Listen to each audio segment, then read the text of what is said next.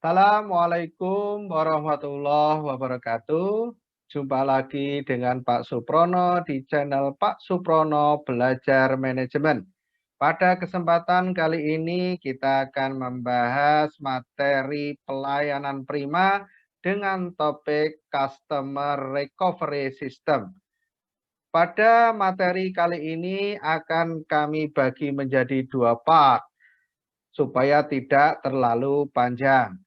Baik, jangan lupa klik like, share agar menjadi ilmu yang bermanfaat dan jangan lupa subscribe agar kalian tidak tertinggal pada video-video berikutnya. Customer Recovery System. Jadi sistem memperbaiki pelayanan. Di sistem memperbaiki pelayanan kalau seandainya nanti terjadi pelayanan yang kurang bagus, itu sistemnya bagaimana? Lalu apa penyebab pelayanan itu tidak bagus?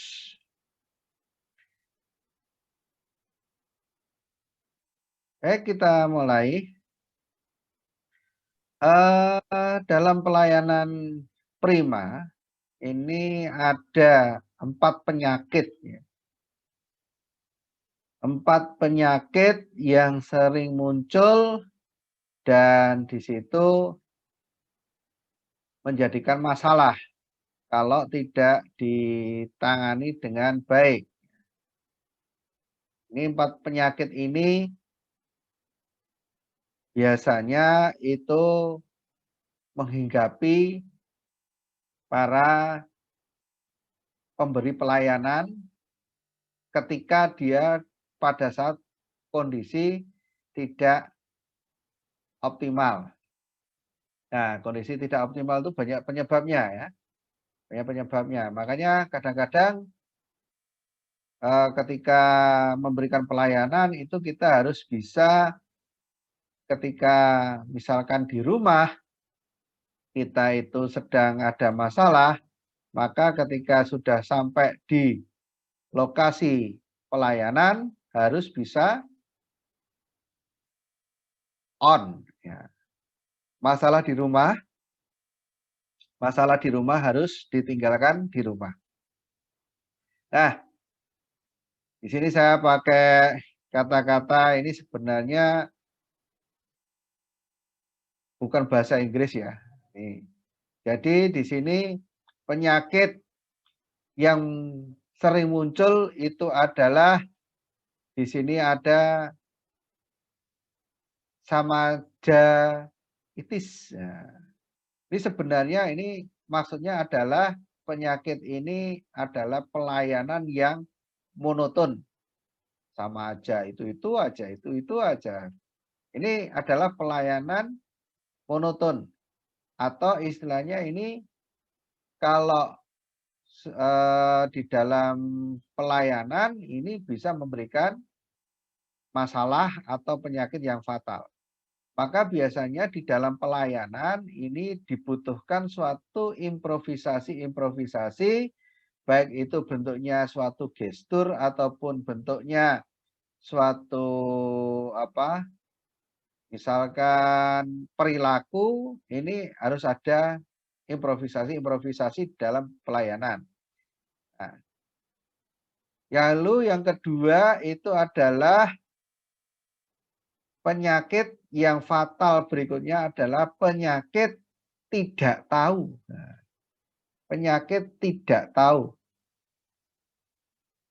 Jadi di sini pemberi pelayanan sebelum dia itu bertugas melayani konsumen, ini dia harus tahu yang namanya produk knowledge. Harus tahu tentang produk knowledge.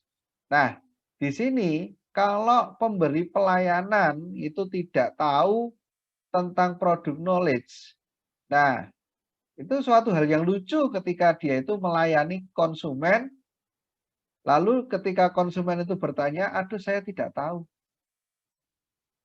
Coba tanya bapak itu aja, tanya bapak itu aja. Ini tidak pas. Kecuali memang dia itu bukan yang bertugas. Itu akan berbeda hal. Misalkan di situ ada karyawan, lalu ada cleaning service gitu ya. Karyawan ini adalah yang bertugas untuk melayani konsumen, cleaning service dia cuma bersih-bersih. Misalkan lalu ada konsumen tanya kepada cleaning service. Nah, ini juga tidak boleh menjawab. Dia bukannya tidak tahu, tetapi dia menyarankan untuk bertemu kepada orang yang lebih tahu. Nah, tetapi ketika di situ adalah tertulis dia adalah customer service officer, kok di situ ketika ditanya oleh pelanggan, aduh saya kok tidak tahu ya. Nah, ini adalah sesuatu hal yang kurang baik. Lalu robokonjuvitas. Ini istilahnya itu adalah penyakit yang fatal berikutnya itu dia itu bergerak itu seperti sebuah robot ya. Robot itu bagaimana? Kalau tidak disuruh tidak bekerja. Itu adalah robot. Maka kalau yang bagus itu yang namanya karyawan di bagian pelayanan itu dia harus tahu job description dia itu apa, job desk dia itu apa, tidak usah menunggu disuruh. Nah, ketika dia itu baru jalan setelah disuruh, ini respon dari konsumen ini juga tidak begitu bagus. Jadi konsumen itu maunya itu dia itu seolah-olah dalam tanda kutip ya, dalam tanda kutip itu seolah-olah itu dia itu belum berbicara, belum mengungkapkan apa kebutuhannya, itu si pemberi pelayanan itu sudah tahu apa yang harus dia lakukan. Ini. Kemudian bantu fobia. Jadi fobia di dalam membantu atau malas-malasan. Nah, di sini juga menimbulkan penyakit yang fatal ini, bantu fobia ini. Jadi enggan untuk membantu pelanggan di dalam memenuhi kebutuhan dia. Ini menjadi fatal ini juga. Maka ini harus penyakit-penyakit ini harus dihilangkan. Dihilangkan supaya pelayanan itu bisa berjalan dengan baik. Nah, oleh karena itu perlu adanya yang namanya service breakdown. Nah, service breakdown ini untuk melihat ada tidak produk yang tidak tepat. Ada tidak produk yang kurang sesuai dengan yang dibutuhkan konsumen. Ada tidak produk yang gitu, cacat. Gitu. Nah, di sini harus ada yang namanya produk breakdown atau service breakdown. Jadi di sini dilihat. Kemudian ada tidak pada saat pelayanan tersebut yang namanya ingkar janji. Maka yang namanya pemberi pelayanan itu yang bagus, itu setiap kali dia memberikan pelayanan ini harusnya tercatat. Sehingga dia itu tahu. Bisa istilahnya itu bisa kita cek lagi ada tidak pernyataan-pernyataan, janji-janji yang sudah kita berikan sehingga itu belum ditepati. Nah, ini menjadikan problem nanti kalau sampai ada janji yang belum ditepati. Kemudian poor service attitude. Perilaku service atau pelayanan yang kurang baik. Nah, di sini kita harus bisa melihat ada tidak perilaku-perilaku dari pelayanan ini yang kurang baik. perilaku yang kurang baik, yang kurang tepat, yang kurang sesuai. Nah, di sini nanti bila perlu, semua ini nanti di dalam pelayanan, di dalam service breakdown ini, kalau misalkan itu nanti harus dilakukan training, ya kita harus training. Harus kita training ulang. Harus kita rubah perilaku-perilaku yang tidak sesuai. Ini harus kita training, harus kita kembangkan, sehingga attitude atau perilaku yang berkembang itu bisa betul-betul sesuai dalam pelayanan. Ya, pelayanan. Jadi harus bisa sesuai. Nah, harapannya ketika pelayanan itu sesuai, itu nanti pelayanan yang diberikan itu tidak bertele-tele, tidak monoton, kan? Sehingga pelayanan yang diberikan itu bisa betul-betul efisien. Nah, berikutnya di dalam service breakdown ini juga untuk bagaimana pelayanan itu bisa baik, ini juga dilihat ada tidak keahlian-keahlian ya, yang masih kurang dari karyawan yang memberikan pelayanan. Nah, di sini harus dilihat juga. Lalu ada tidak rahasia-rahasia yang bocor pada saat pelayanan. Nah, makanya tadi dibutuhkan yang namanya suatu pelatihan. Ya, pelatihan yang bagus.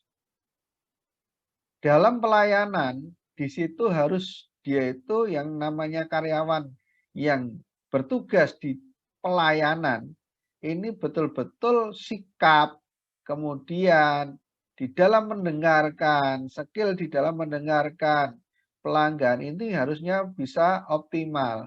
Maka ketika belum optimal, perlu tidak dibuat suatu pelatihan. Kan gitu. Dan pelayanan ini adalah sifatnya adalah teamwork, kerja tim. Kerja tim, makanya di sini perlu adanya suatu koordinasi antar tim, antar anggota tim sehingga kerja itu bisa solid, ya, bisa solid. Nah, ketika di dalam service breakdown ini kita juga melihat ada tidak rekan kerja yang kerjanya kurang bagus, yang tidak kooperatif. Kemudian ada tidak karyawan yang memberikan pelayanan tetapi meremehkan. Ya. Kalau kalian sering melihat itu ya, ada beberapa drama Korea itu yang sangat fenomenal. Ya. Saya pernah melihat di situ ada seorang yang pakaiannya lusuh, ya, datang di sebuah bank, ya, tidak dianggap, dicuekin karena dia orangnya berpakaian lusuh. Tak taunya ketika dia mau menabung uangnya jutaan atau bahkan miliaran. Nah, ini adalah sesuatu hal yang tidak baik. Kemudian ada tidak kebijakan-kebijakan perusahaan yang berpotensi di dalam pemberian pelayanan yang kurang bagus? Ada tidak? Nah, di sini kita harus di dalam service breakdown ini kita istilahnya itu adalah kita introspeksi. Kita cek satu persatu. Sehingga nanti di dalam pemberian pelayanan itu bisa secara maksimal. Secara maksimal. Sehingga pelanggan itu merasa nyaman ketika kita memberikan pelayanan. Mengapa pelanggan itu menjadi sulit? Nah ini. Kalau pelayanan itu tidak bagus itu seolah-olah itu pelanggan itu menjadi sulit. Nah, ini kita harus perhatikan mengapa kok pelanggan itu menjadi sulit. Yang pertama adalah membayar mahal untuk servis yang tidak sesuai dengan harapan mereka. Jadi kita menentukan tarif. Harapan dari pelanggan itu dari tarif yang kita berikan itu ekspektasinya adalah misalkan dia ingin barang itu pelayanannya A, itu yang diperoleh harapannya bisa B, C, D kan. Tetapi ternyata dia setelah membayar jangankan A, ternyata malah A-1, -2, -3. Nah, ini pelanggan itu akan ngomel, akan berkeluh kesah. Akhirnya pelayanan itu menjadi sulit. Sebenarnya bukan pelanggan yang sulit, kita yang membuat sulit, kan gitu. Makanya ketika kita itu menentukan suatu tarif pelayanan, ini kita harus melihat tarif pelayanan ini harapannya apa? Harapannya adalah mampu memenuhi ekspektasi dari pelanggan. Nah, kalau match antara biaya yang kita ajukan, kemudian match dengan ekspektasi dari pelanggan, pasti pelanggan itu akan enjoy. Dan tidak banyak berbicara. Sehingga pelayanan itu bisa berjalan dengan baik. Kemudian mengapa pelanggan itu menjadi sulit? Karena kita banyak ingkar janji. Loh, janji kita itu di mana? Tanpa sadar sebenarnya itu kita itu ketika menyebarkan suatu brosur, suatu leaflet, itu sebenarnya janji. Janji kita kepada pelanggan. Nah, kadang-kadang kita itu tidak memperhatikan itu. Kita anggap itu leaflet, brosur itu sesuatu hal yang kertas biasa. Sebenarnya ini tidak. Pelanggan itu melihat pelayanan kita itu dari brosur atau leaflet kita itu. Maka ketika brosur leaflet kita itu berbunyi A, B, C, kok kita ngasihnya A-1, A-2, nah ini juga menjadi problem. Kita mengatakan di brosur pelayanan fleksibel, ternyata kita pelayanan yang kaku. Ini juga menjadi problem. Ini yang dinyamakan janji tidak ditepati. Kemudian mengejar waktu, tapi terpaksa menunggu lama untuk servis yang mereka butuhkan. Misal kita ambil contoh, kita membuat suatu pelayanan misalkan dengan booking service kan itu. Janji kita misalkan di booking service. Misalkan ini adalah layanan suatu kendaraan bermotor. Kita menjanjikan dengan booking service kita tidak perlu ngantre. Kendaraan kita datang langsung dilayani. Nah, seperti itu. Itu adalah janji itu. Nah, berarti pelanggan yang sibuk, super sibuk, atau seorang bisnismen yang waktunya limitnya sedikit, dia pasti akan mengambil apa? Booking service. Nah, tak taunya sudah menggunakan booking service, harus tetap ngantri. Nah, ini juga tidak pas. Maka ketika ada suatu pelayanan, misalkan di situ ada booking service, ini kita harus bisa kita harus membedakan antara kalau yang bagus, ya, lokasi booking service sama yang lokasi yang harus ngantri ini harus dibedakan. Sehingga tidak terjadi antrean di booking service. Booking service masih ngantri, nah, ini tidak pas. Nih, misalkan lagi sebuah rumah sakit, di situ ada booking service. Orang yang booking service harapannya setelah booking, nanti begitu ada kamar kosong, dia langsung bisa dapat kamar.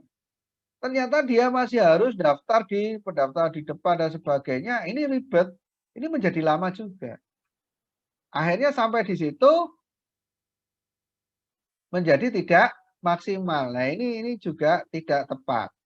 Ini mengejar waktu tapi terpaksa menunggu lama untuk servis yang mereka butuhkan. Kemudian yang keempat adalah merasa diremehkan, jadi membela harga diri mereka sendiri. Nah ini, merasa diremehkan, jadi membela harga diri mereka sendiri.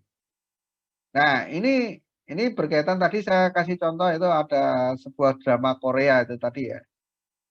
Kita tidak boleh memandang konsumen itu dari pakaiannya, dari penampilan fisik ya.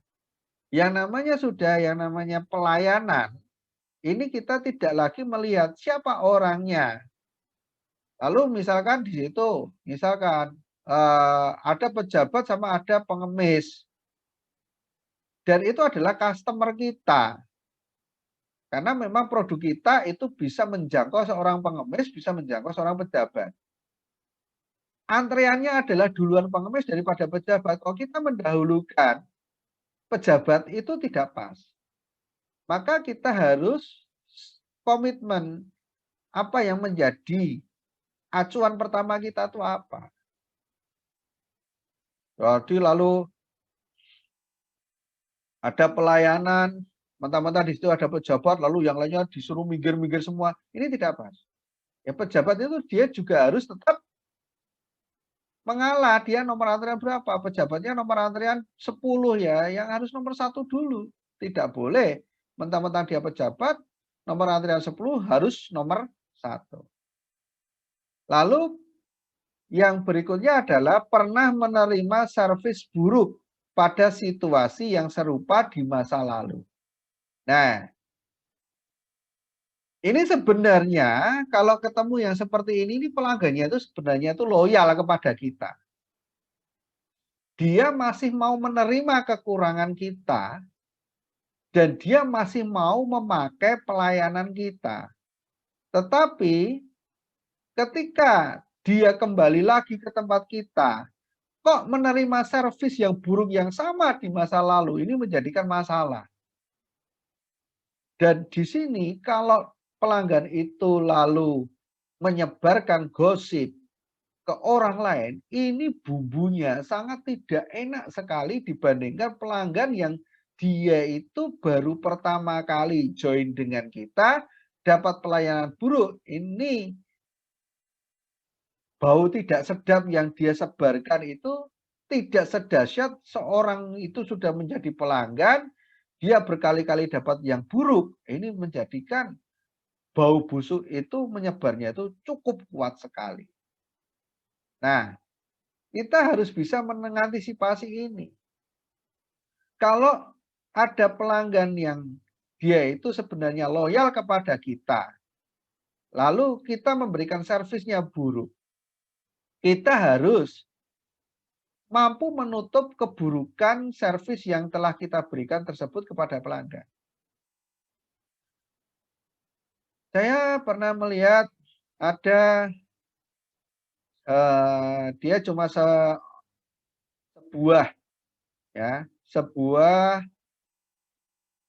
warung makan bakso. Dia cuma sebuah warung makan bakso.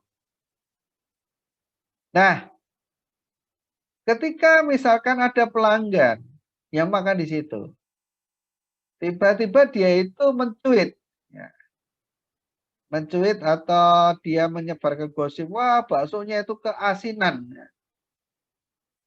Lalu si pemilik bakso itu langsung memanggil yang mengatakan keasinan tersebut. Lalu dia memberikan servis. Ini silahkan Anda makan secara gratis. Kalau ini masih keasinan, saya perbaiki dan silahkan Anda bawa pulang untuk dinikmati beserta keluarga. Inilah menutup keburukan dari situasi serupa di masa lalu. Kita harus bisa menutup seperti itu di dalam pemberian pelayanan.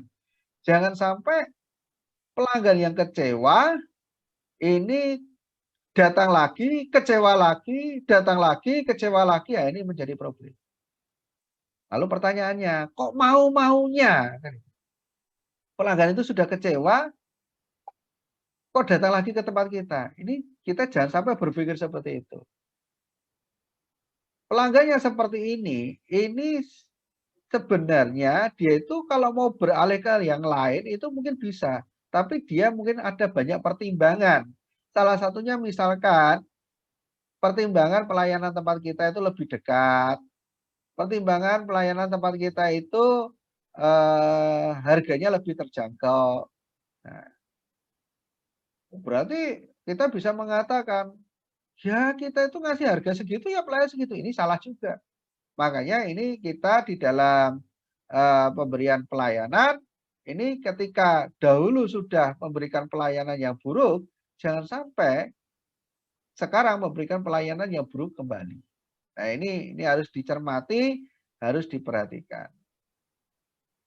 Merasa frustasi atau capek, nah ini jangan sampai. Memang pelayanan itu capek, lelah, melelahkan. Tetapi kita tidak boleh mengungkapkan, saya itu sudah lelah melayani Anda. Ini jangan sampai. Kita lelah, tetapi cukup kita sendiri yang tahu kita itu lelah. Ya. Tidak perlu diekspos lelah kita ketika kita melayani pelanggan. Ini tidak perlu diekspos. Ya. Memang lelah, tapi tidak perlu diekspos. Pelanggan itu pasti tahu kalau kita itu lelah di dalam melayani.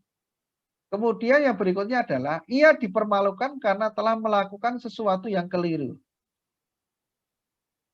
Jadi ketika kita melayani seseorang, melayani sesuatu, seperti saya katakan tadi, pelayanan adalah teamwork. Ya.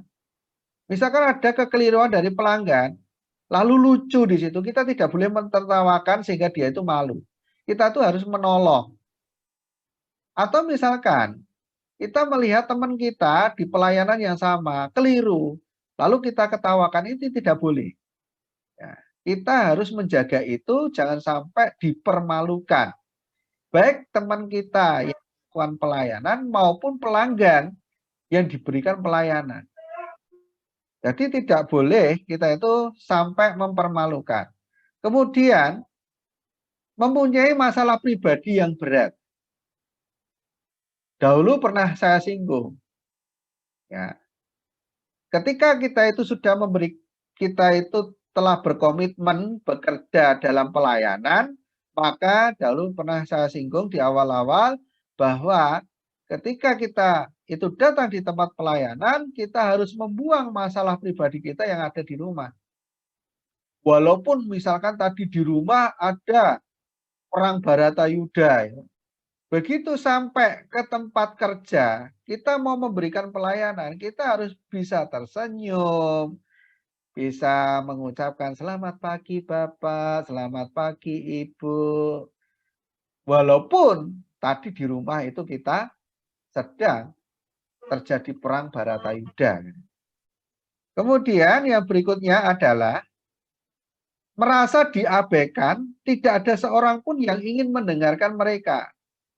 Nah, seburuk-buruk apapun, sejelek apapun, kalau itu pelanggan berkata sesuatu, itu kita harus mendengarkan dengan baik. Kita dengarkan dengan baik, jangan sampai mereka itu merasa tidak didengarkan atau merasa diabaikan oleh kita. Nih, kita harus mendengarkan dengan baik, dengan seksama. Apa keperluan dia, apa kebutuhan dia, apa yang harus kita lakukan. Jangan kita cuekin. Makanya ketika di pelayanan sangat haram ketika di depan kita itu ada konsumen, lalu kita mendengarkan dengan main-main handphone, dengan main-main laptop, dengan main-main komputer, ini tidak boleh. Ini haram hukumnya. Dalam pelayanan itu haram hukumnya. Maka ketika di depan kita ada konsumen, kita fokus kepada konsumen itu. Kegiatan-kegiatan yang lain kita tinggalkan. Lah bagaimana kalau ada telepon? Kita bilang, mohon maaf Bapak Ibu, ini ada telepon, boleh saya angkat? Ini adalah yang bagus. Nah, misalkan kalau ada teman lain yang ingin berbicara, di depan teman kita di situ ada konsumen, dan kita itu butuh sesuatu yang penting, kita bilang, mohon maaf Bapak Ibu, ini saya ada sesuatu yang penting dengan si A, boleh saya bicara sebentar mengganggu pelayanan ini. Kalau nanti pelanggan itu bilang, oh silakan ya kita baru lakukan. Kalau pelanggan tersebut, aduh Mas ini biar selesai dulu, ya kita tunggu sampai selesai. Jangan lalu kita menyela-nyela. Nih. Kemudian belum pernah mengalami situasi seperti ini sebelumnya. Itu jangan. Jadi dalam pelayanan, walaupun ini baru pertama kali situasi itu terjadi, jangan mengatakan, wah ini belum pernah ya terjadi di tempat kami. Jangan. Kita tetap, oh baik, ini berarti ini temuan yang baru, bisa untuk pembelajaran kami, bisa untuk pengembangan pelayanan di masa yang akan datang. Terima kasih Bapak, terima kasih Ibu, ini bagus. Lalu berikutnya adalah integritas atau kejujuran yang diragukan. Wah, ini kalau sampai kejujuran itu diragukan, ini sudah bisnis kita siap-siap gulung tikar.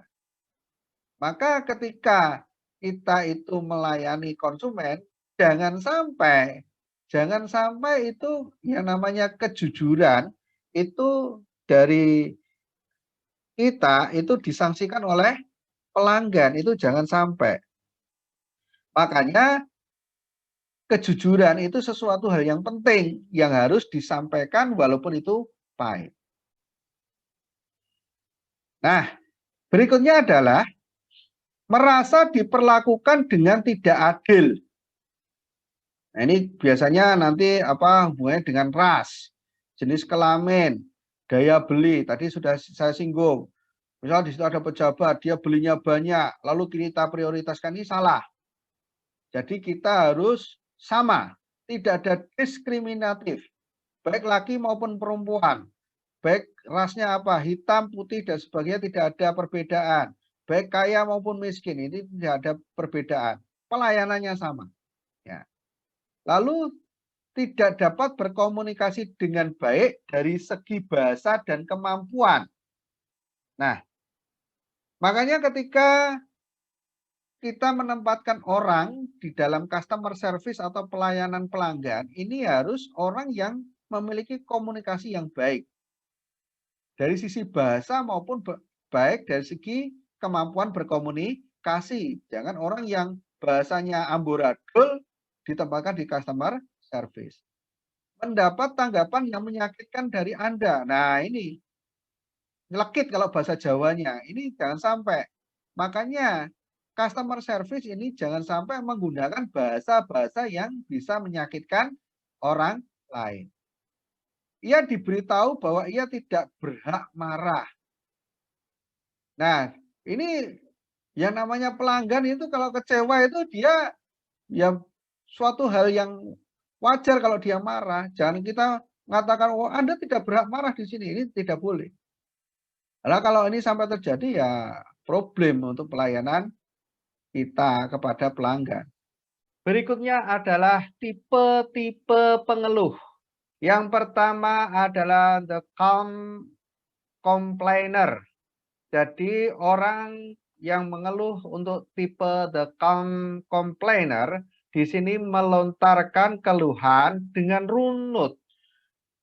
Intonasi suara terkontrol, raut wajah tenang, bahasa tubuh tidak tegang. Jadi orang yang tipe calm complainer di sini dia di dalam mengeluh itu kondisinya tenang. Lalu yang disampaikan tuh runut. Jadi sistematik, urut, kemudian intonasinya juga dengan suara yang terkontrol, bahasa tubuh juga tidak tegang. Nah, biasanya orang yang seperti ini dia menguasai apa yang akan dia keluhkan dan di sini sangat bermanfaat apabila kita di dalam menyikapinya dengan baik karena informasi yang disampaikan pasti jelas. Kemudian tipe pengeluh yang kedua adalah the disappointed complainer. Tipe the disappointed complainer di sini, orang tersebut mengeluh dengan intonasi suara rendah, raut wajah kecewa, bahasa tubuh agak tegang. Nah, di sini perlu perhatian yang lebih serius karena Orang tersebut karena kondisinya tegang biasanya suara yang disampaikan tidak terlalu jelas karena suaranya dengan intonasi yang rendah. Kemudian raut wajah kecewa. Nah, di sini orang yang seperti ini biasanya mudah sekali melakukan yang namanya word of mouth. Nah, ini perlu kita waspadai, jangan sampai ini terus tidak tersampaikan keluhannya, sehingga nanti bisa melebar ke mana-mana ataupun mungkin ke media massa. Tipe pengeluh yang ketiga adalah the agency complainer. Orang yang tipe the agency complainer di sini berbicara cepat, intonasi suara meninggi, bahasa tubuh tegang, terkadang menggerakkan tangan, raut muka marah. Nah, tipe di agensi complainer di sini adalah tipe orang yang mudah emosi.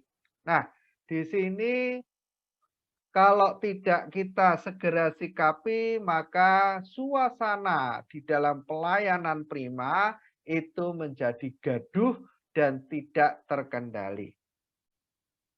Baiklah, demikian untuk pelayanan prima dengan topik Customer Recovery System pada part yang pertama.